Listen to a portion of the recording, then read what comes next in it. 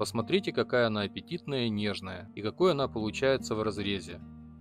Сочная, вкусная, она точно понравится вам и вашим близким. В прошлый раз я показывал, как приготовить терин с начинкой и рыбную запеканку. Ссылка появится в подсказках. Сегодня продолжаем серию блюд для аэрогриля. Я поделюсь с вами своим следующим рецептом нежной и полезной запеканки из свиной печени. Из указанных ингредиентов у нас получится 6 порций.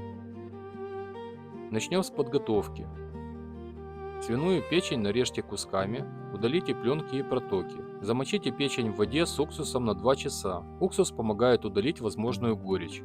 Моя пропорция: на 1 литр воды 2 столовые ложки уксуса, 5% винного или 9% столового. Затем промойте печень под проточной водой. Половину лука нарежьте кубиками, вторую измельчите в блендере.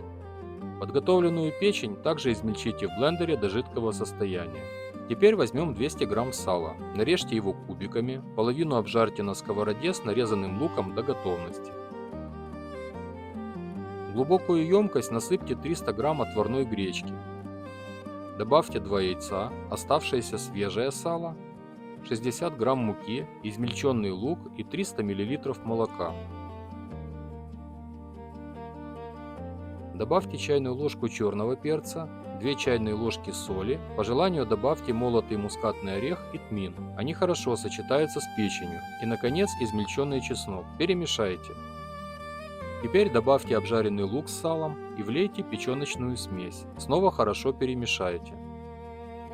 Я использую силиконовые формы, смазанные маслом. Наполняем их и отправляем в аэрогриль. 170 градусов Цельсия 30 минут.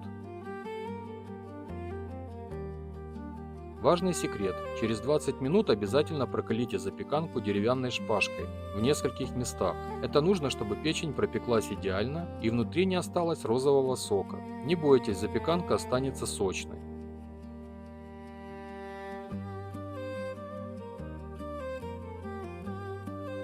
Но если вы не уверены в своей печи, посмотрите мой другой способ приготовления – печеночные котлеты.